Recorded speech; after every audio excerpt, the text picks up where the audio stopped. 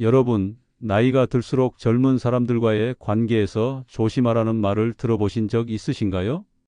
혹시 젊은 후배나 조카 또는 동네 젊은이들과 대화를 나누다 내가 한 말이 뜻밖의 오해로 번졌던 경험이 있으신가요? 세대 차이라는 건 생각보다 작은 틈에서 시작됩니다. 내가 그 나이 땐이라는 한마디가 상대에겐 잔소리로 들릴 수 있고 선한 조언이 어느새 꼰대라는 꼬리표로 돌아올 때도 있습니다. 심리학 연구에 따르면 세대 간 대화에서 발생하는 오해의 65% 이상은 의도가 아니라 표현 방식에서 비롯됩니다. 하버드대 인간관계 연구팀 2021은 세대 차이가 단순한 나이의 문제가 아니라 가치관과 경험의 차이에서 비롯된다고 분석했죠. 즉, 나이가 많다고 해서 무조건 지혜롭게 대화를 이끌 수 있는 건 아니라는 것입니다. 저 역시 상담 현장에서 선배와 후배 사이의 갈등 사례를 수없이 접했습니다. 좋은 의도로 건넨 한마디가 관계를 멀어지게 만들고 심지어 사회적으로 불리한 위치에 놓이게 되는 경우도 있었습니다. 그래서 오늘은 나이가 들수록 젊은 사람들에게 조심해야 하는 5가지 이유를 심리학과 실제 사례를 바탕으로 알려드리겠습니다. 이 내용을 아시면 괜한 오해를 피하고 건강하고 존중받는 인간관계를 지킬 수 있습니다. 절대 놓치지 마세요. 시작하기 전에 구독과 좋아요 부탁드립니다. 저는 앞으로도 여러분의 삶에 도움이 되는 심리인간관계 이야기를 전해드리겠습니다. 첫 번째 이유, 세대별 가치관의 충돌입니다.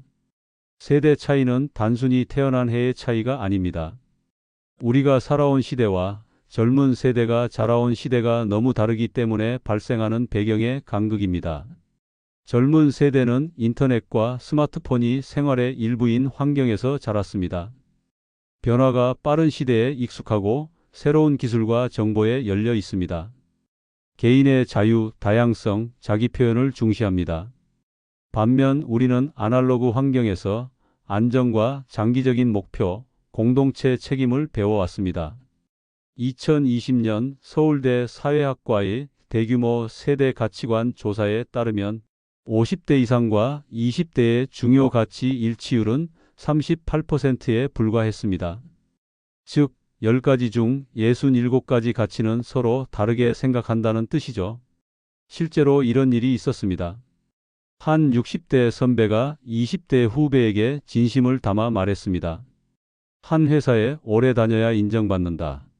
하지만 후배의 대답은 이랬습니다. 저는 3년 후 이직할 계획이에요. 선배 입장에서는 안정된 삶을 바라는 조언이었지만 후배 입장에서는 내 꿈과 계획을 무시하는 말로 느껴졌습니다. 정리합니다. 세대별 가치관이 다르면 같은 말도 완전히 다르게 해석됩니다. 따라서 조언보다는 내 경험에서는 이런 일이 있었어처럼 경험담으로 전달하는 편이 더 안전합니다. 프랑스 철학자 볼테르는 이렇게 말했습니다. 다른 사람의 생각을 존중하는 것은 그 사람을 존중하는 첫걸음이다. 두 번째 이유, 말의 무게가 다르게 작용합니다. 나이가 들수록 우리는 더 많은 경험과 지혜를 쌓습니다. 그런데 이 경험이 말에 권위를 실어주죠. 문제는 이 권위가 젊은 사람에게는 부담이나 압박으로 작용할 수 있다는 겁니다. 2019년 하버드대 행동심리 연구팀은 흥미로운 결과를 발표했습니다. 권위자의 조언은 상대가 자율성 침해로 느낄 확률이 2.4배 높았습니다. 같은 말이라도 동료가 하면 좋은 의견이지만 나이 많은 사람이 하면 명령처럼 들릴 수 있다는 것이죠. 예를 들어 그렇게 하면 안 되라는 말. 동년배에겐 경험에서 나온 경고지만 세대 차이가 크면 내 선택을 부정하는 말이 됩니다. 특히 요즘 젊은 세대는 자기 결정권을 매우 중요하게 여깁니다. 그 권리를 건드리는 순간 마음의 문을 닫을 수 있습니다. 정리합니다. 나이가 들수록 말의 무게는 커집니다. 따라서 직접적인 지시보다는 혹시 이렇게 해보는 건 어때? 처럼 질문형 제안형 표현을 쓰는 것이 좋습니다. 심리학자 칼 로저스는 이렇게 말했습니다. 조언은 강요가 아니라 선택지를 넓히는 행위여야 한다. 세 번째 이유, 작은 행동도 큰 의미로 해석됩니다. 젊은 세대는 말보다 비언어적 신호에 더 민감합니다. 표정, 말투, 몸짓이 그 사람의 태도를 결정한다고 믿는 경우가 많습니다. 특히 나이 차이가 클수록 그 신호를 권위적 혹은 무시로 해석하기 쉽습니다. 2022년 UCLA 커뮤니케이션 연구에 따르면 세대 간 갈등의 55%는 말의 내용이 아니라 표정, 몸짓 같은 비언어적 표현에서 시작됩니다. 예를 들어 대화 중 고개를 끄덕이지 않거나 눈을 오래 마주치지 않는 것만으로도 관심 없음 혹은 무시로 느낄 수 있습니다. 실제 사례입니다. 한 50대 상사가 회의 중 휴대폰을 확인했습니다. 본인은 일정 조율을 위해서였지만 20대 직원들은 이야기에 집중하지 않는다고 생각했습니다. 결과적으로 회의 분위기가 냉랭해졌습니다. 정리합니다. 젊은 사람들은 행동의 의도보다 보이는 모습을 먼저 해석합니다. 따라서 말뿐 아니라 표정, 몸짓 하나까지 세심하게 관리해야 합니다. 미국 심리학자 폴 와츠라익은 이렇게 말했습니다. 우리는 말하지 않아도 항상 무언가를 전달하고 있다. 네 번째 이유, 세대별 유머 코드의 위험성입니다. 나이가 들수록 예전의 유머 습관이 그대로 남아 있습니다. 그런데 이 유머가 젊은 세대에게는 전혀 웃기지 않거나 심지어 불쾌하게 들릴 수 있습니다. 예전에는 농담으로 받아들여졌던 성별, 외모, 나이 관련 표현이 지금은 사회적으로 민감한 주제가 되었습니다. 특히 2030대는 언어적 존중과 차별 없는 표현에 매우 예민합니다. 2021년 한국 리더십 센터의 세대 간 대화 연구에 따르면 20대와 50대 이상 사이에서 갈등의 27%가 유머에서 비롯된다고 합니다. 즉, 웃기려고 한 말이 관계를 멀어지게 만드는 원인이 되는 겁니다. 실제로 한 50대 부장이 회식 자리에서 20대 직원에게 이렇게 말했습니다. 우리 막내 요즘 살 좀 찐 것 같은데? 부장은 가벼운 농담이었지만 그 직원은 심리적으로 큰 상처를 받았고 이후 대화를 피했습니다. 정리합니다. 세대별 유머는 다릅니다. 특히 외모, 사생활, 가정사, 정치, 종교 관련 농담은 피해야 합니다. 대신 공감할 수 있는 시대의 공통의 경험이나 현재 상황에 대한 가벼운 유머가 좋습니다. 미국 작가 마크 트웨인은 이렇게 말했습니다. 유머는 사람을 묶어줄 수도 있지만 잘못 쓰면 사람을 멀어지게 한다. 다섯 번째 이유, 세대 간 권력 구조의 변화입니다. 예전에는 나이가 곧 권위였습니다. 연장자가 자동으로 존중받고 중요한 의사 결정을 주도했죠. 하지만 지금은 상황이 달라졌습니다. 직장에서든 사회에서든 실력과 성과, 전문성이 권위의 기준이 되었습니다. 세계 경제 포럼 WEF 2022 보고서에 따르면 2030대 직장인 중 72%가 나이가 많다고 해서 존중받아야 한다는 주장에 동의하지 않았습니다. 대신 전문성과 성과를 존중의 기준으로 삼았습니다. 한 기업 사례를 보겠습니다. 50대 팀장이 새로운 프로젝트에서 20대 팀원에게 기술적인 부분을 배우게 되었습니다. 그런데 팀장은 내가 상사인데라는 생각에 마음이 불편했고 20대 팀원은 배울 마음이 없는 분으로 인식했습니다. 결국 프로젝트 효율은 떨어졌고 팀 분위기도 악화됐습니다. 정리합니다. 이제 권위는 나이에서 나오지 않습니다. 배우고 인정하고 협력하는 태도가 새로운 권위입니다. 젊은 세대와의 관계에서 내가 윗사람이라는 생각을 내려놓는 순간 신뢰가 쌓입니다.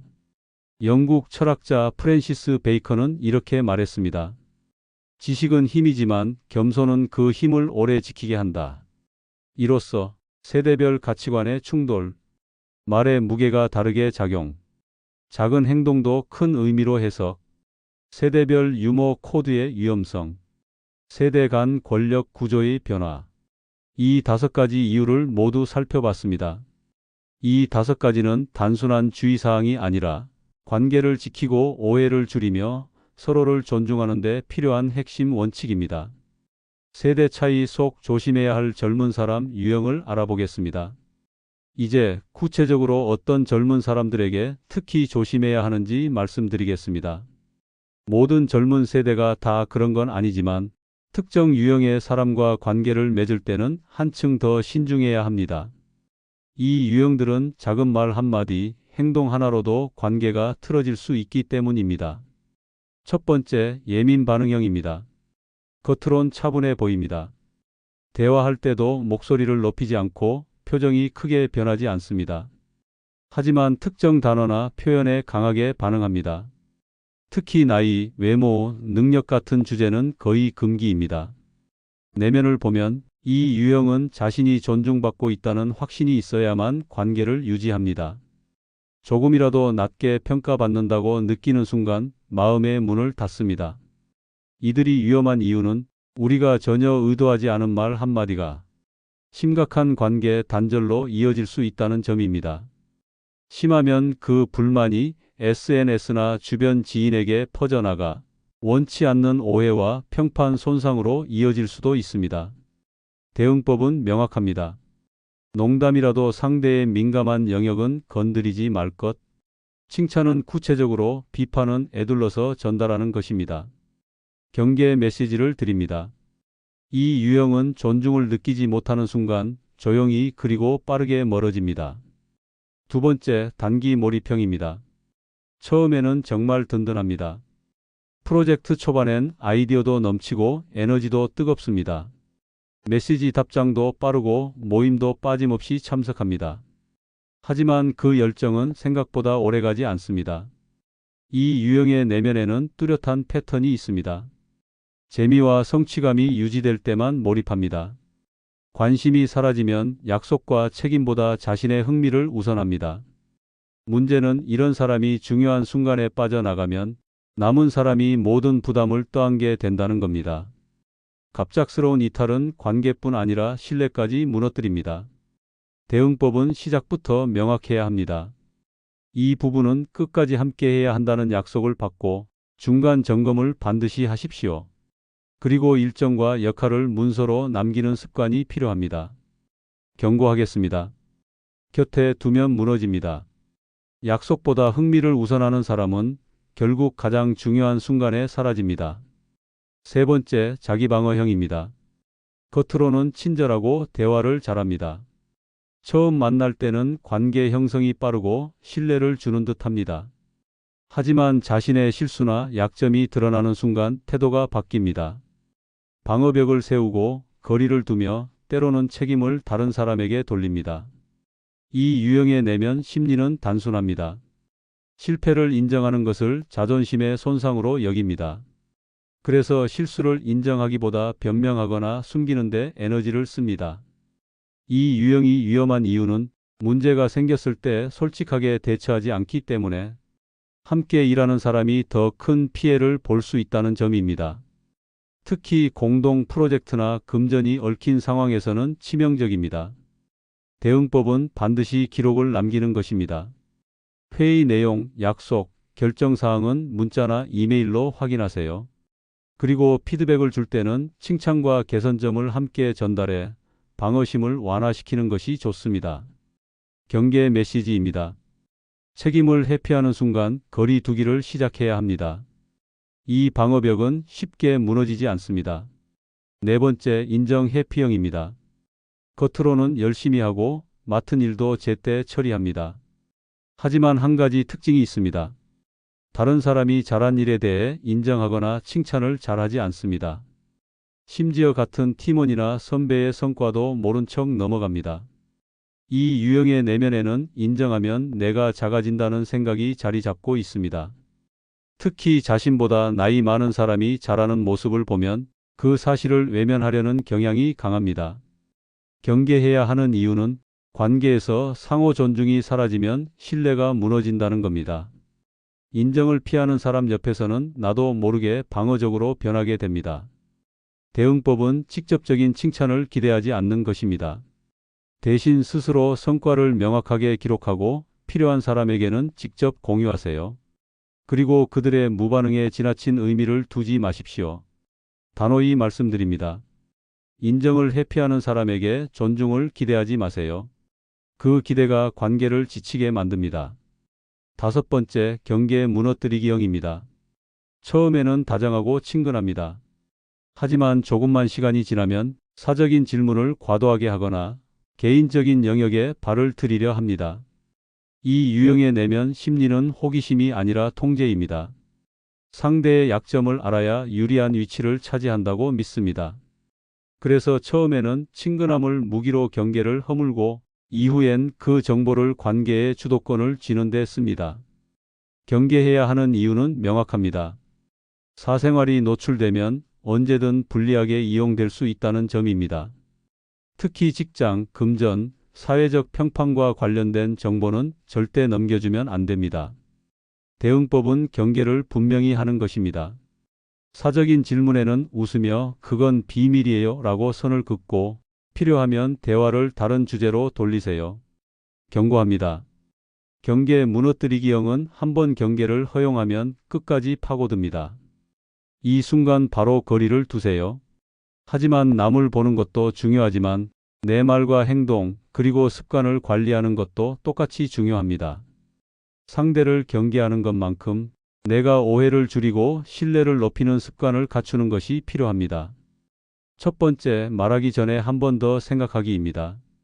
우리는 경험에서 나온 조언을 도움이라고 생각합니다. 하지만 상대 입장에서는 간섭이 될 수 있습니다. 특히 젊은 세대와 대화할 때는 한 문장을 던지기 전에 "이 말이 어떻게 들릴까?" 를 스스로 점검하는 습관이 필요합니다. 미국 미시간대 커뮤니케이션 연구에 따르면 대화에서 3초만 생각을 거치면 오해 가능성이 42% 줄어든다고 합니다. 실생활에서는 대화 중 잠깐 숨을 고르고 표현을 부드럽게 바꾸는 것만으로도 상대가 받는 인상이 완전히 달라집니다. 정리합니다. 말의 속도보다 생각의 속도를 빠르게 하세요. 그 3초가 관계를 지키는 방패가 됩니다. 두 번째, "나 때는이라는 말 줄이기입니다." 세대 간 대화를 어렵게 만드는 대표적인 말이 바로 이겁니다. 내가 그 나이 땐으로 시작하는 순간 상대는 이미 비교당하고 있다고 느낍니다. 하버드대 심리학과 연구에 따르면 비교 발언을 들은 사람은 대화 의욕이 평균 37% 감소한다고 합니다. 특히 젊은 세대는 자신의 상황과 과거 세대의 상황을 동등하게 보지 않기 때문에 이런 발언은 설득 효과보다 반발심을 키웁니다. 대신 "그때 나는 이런 선택을 했었어처럼 경험담으로 전환하는 것이 훨씬 효과적입니다. 정리합니다. 비교는 관계를 멀어지게 하고 경험담은 관계를 가깝게 합니다. 세 번째, 디지털 매너 익히기입니다. 이제 대화의 절반 이상이 온라인에서 이루어집니다. 젊은 세대와 소통하려면 디지털 예절이 필수입니다. 서울대 정보문화연구소에 따르면 젊은 세대는 카카오톡, 문자, SNS에서의 말투와 반응 속도를 오프라인 태도만큼 중요하게 여깁니다. 이모티콘 한 번, 히읗 하나에도 감정이 달라진다고 느낍니다. 실천 방법은 간단합니다. 중요한 내용은 너무 짧게 쓰지 말고 부드러운 표현을 위해 이모티콘이나 존칭을 적절히 사용하세요. 또한 상대가 보낸 메시지에는 하루 안에 답을 주는 것을 원칙으로 삼으세요. 정리합니다. 오프라인 매너와 온라인 매너가 함께 가야 진짜 신뢰가 쌓입니다. 우리가 오늘 이야기한 것, 결국은 세대 차이를 이해하고 존중하는 방법입니다. 젊은 세대를 조심하라는 말은 그들을 피하라는 뜻이 아니라 오해 없이 건강하게 관계를 이어가자는 뜻입니다. 독일 철학자 괴테는 이렇게 말했습니다. 상대방을 이해하려면 그 사람의 입장에서 걸어보아야 한다. 나이가 들수록 우리는 경험이라는 큰 자산을 갖게 됩니다. 하지만 그 자산이 빛을 내려면 상대가 그 가치를 느낄 수 있도록 전달해야 합니다. 그 과정에서 언어와 태도, 그리고 작은 습관이 결정적인 역할을 합니다. 생각해 보십시오. 오해로 멀어진 관계, 한 번의 말실수로 끊어진 인연. 그 아쉬움을 다시 되돌리는 건 쉽지 않습니다. 하지만 처음부터 한 걸음만 조심하면 그 인연은 오래도록 함께할 수 있습니다. 오늘부터 실천해 보셨으면 합니다. 말하기 전 3초 멈추기. 비교 대신 경험담 전하기, 그리고 디지털 매너 지키기. 이 세 가지만 지켜도 젊은 세대와의 관계는 훨씬 부드럽고 안정적으로 변할 것입니다. 저 역시 그렇게 하겠습니다. 저도 실수할 수 있고 때론 오해를 살 수 있습니다. 하지만 오늘을 계기로 여러분과 함께 더 나은 대화를 만들어가고 싶습니다. 오늘 이야기 여러분 마음에 닿았나요? 여러분이 겪은 세대 간 대화의 어려움이나 조심해야 했던 순간이 있다면 댓글로 나눠주세요. 여러분의 경험이 또 다른 누군가에게 큰 도움이 됩니다. 혹시 오늘 내용이 유익했다면 구독과 좋아요, 알림 설정까지 부탁드립니다.